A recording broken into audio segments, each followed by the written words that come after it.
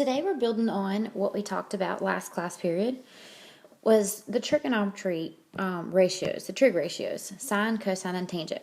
So in our previous lesson, we were missing side values, and we wanted to figure out what they were. Now in this lesson, we're going to be missing angles. So what are you supposed to do if you're missing an angle? Well, you're going to use inverse trig functions, and it's a button on your calculator. Inverse meaning you're given a y, you're getting out an x. So here are the inverse trig functions. The only thing that's different is they have like a little -1 as an exponent, but that just means that we're finding the inverse of these functions. And in order to get these on your calculator, you just press second before pressing them. If you look above sine, cosine, and tangent in blue, it's got these right above it. Okay, so this is very straightforward. It's like what we did the other day, except for there's one little additional thing we have to do. So let's do some examples. So example 1 says find each variable. Now above in the top corner, I'm going to write our trig ratios again. Remember, so we have so, ca, and then toa. Some old hippie caught another hippie tripping on acid. Whatever way you want to remember it. So I'm just reminding myself of those. So I'm going to treat this as two separate problems. We've got an x that we're trying to find and a y that we're trying to find. So we're going to make these two separate problems, just like we did when we were finding the sides. So first, let's find our x.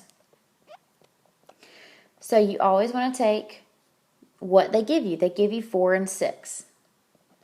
Now, 4 and 6, depending on what angle we're talking about, they might switch roles. Now, in reference to x degrees, 6 is never going to change. That's always the hypotenuse.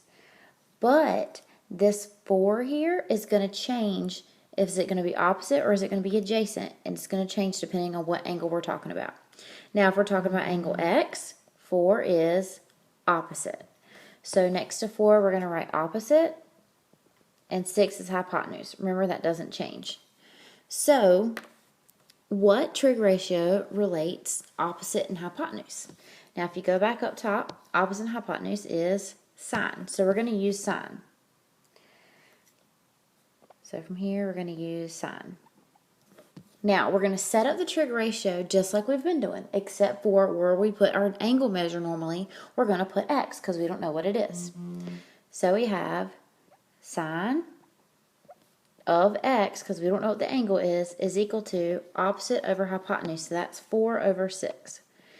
Now, the easiest thing to do here is what I like to call a switcheroo. And literally, we're going to take the x and this ratio, and we're going to switch them. But as we switch them, we're going to make this a sine inverse function.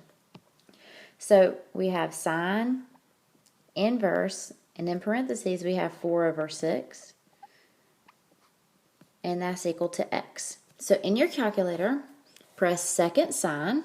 Well, first make sure your mode is in degrees. Mode degrees. Okay, press second sine and then 4 over 6. Make sure you close the parentheses around 4 and 6 so it doesn't think you're taking sine inverse of 4 and then dividing it by 6. So press second sine and then 4 over 6, close your parentheses. And you get that x is, and we're going to round to the nearest whole degree, so 42 degrees. Now, we're done with that one. You could easily find y by using what we've done in the previous units. You could add the two angles together, and well, we have 90 there, and you know all 3 angles inside of the triangle have to add to 180. You could do it that way, and you could get out what y is. But we're going to do it this way so we can check and make sure we know how to do this process. So let's find y. Now, we've got 4 and 6 still. That hasn't changed, the sides. We know that 6 is the hypotenuse because the hypotenuse never changes. But in reference to y, 4 it's adjacent. It's not opposite. So that's going to change what trig function we use. So we've got to decide which trig function relates adjacent and hypotenuse. And that is cosine, adjacent and hypotenuse. So we're going to use cosine.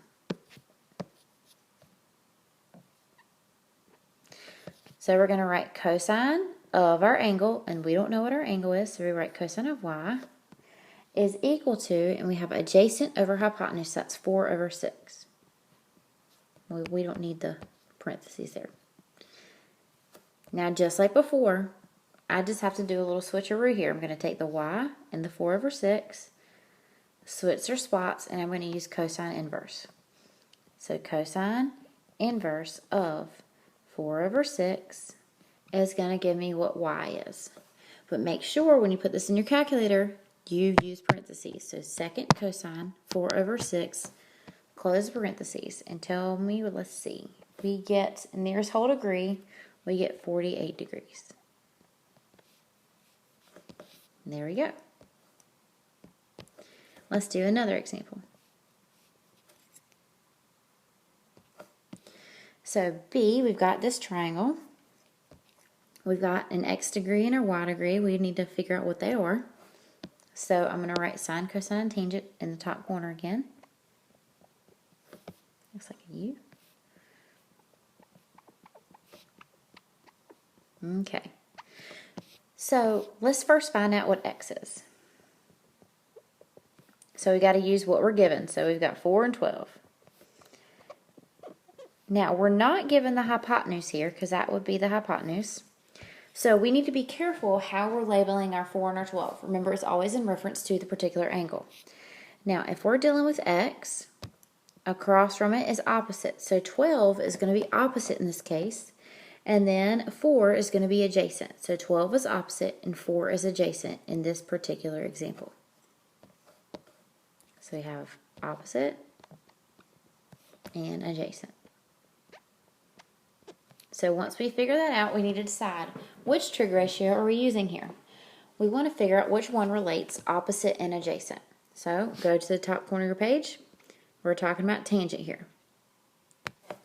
So we're going to use tangent. So let's set it up. So tangent of our angle, and our angle is x, because we don't know it, is equal to opposite over adjacent. So that's 12 over 4. Okay. So now we need to do the little switcheroo. Take these guys, switch them, and we're going to use tangent inverse. So we've got tangent inverse of 12 over 4 is equal to x. So in your calculator, press second tangent, 12 over 4, and close your parentheses. And we need the nearest whole degree. And we get that x is 72 degrees. Now again, we could easily find y by adding the 90 and the 72 and subtract it from 180. But let's do this the long way to make sure we're understanding what's going on here. So now let's find y. So we still have 12 and 4, but we need to label what 12 and 4 are in reference to y. So let's look at our triangle. Here's y. Across from it is our opposite, so that's 4, and that leaves 12 to be adjacent. So in this case, 4 is opposite and 12 is adjacent. Okay? Now remember, it's always in relation to what angle you're talking about. So what trig function relates opposite and adjacent? That'd be tangent. So we're using tangent again. But you're thinking, well, we're using tangent and we've got the same two numbers. But this is why we've got to be really careful in labeling what these are in reference to these angles. So let's do this. Tangent of y is equal to opposite over adjacent. So this time, instead of 12 over 4, we have 4 over 12. And these are two different things. So notice how this is 4 over 12 and that's 12 over 4. They're completely different. So let's do our switcheroo and do the inverse. So we're going to take these two values and switch them. So we have tangent inverse of 4 over 12 is going to be equal to y. So now, put in your calculator second tangent, 4 over 12, and round to the nearest whole degree. And you get that y is 18 degrees.